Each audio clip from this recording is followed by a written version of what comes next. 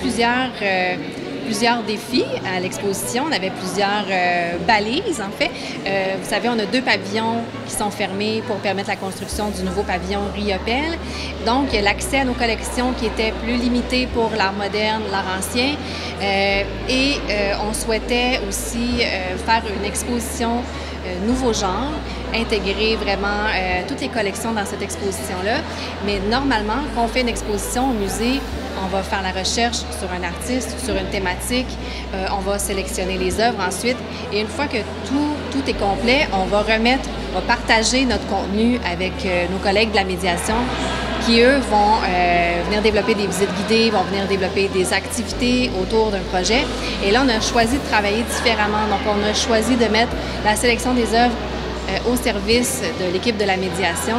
On a rencontré notre collègue qui nous a partagé les sujets qu'elle souhaitait aborder autour de cette collection-là, plusieurs thématiques.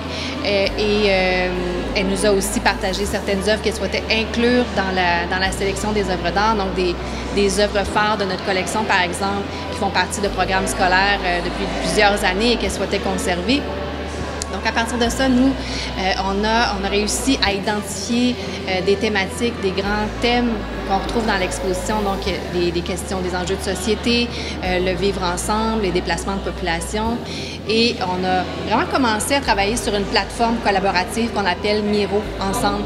On a dessiné 2 zones de l'exposition, donc les 2 salles qu'on peut voir, et c'est comme ça qu'on commençait à faire des sélections d'œuvres d'art pour arriver à aborder tous ces sujets-là dans l'exposition.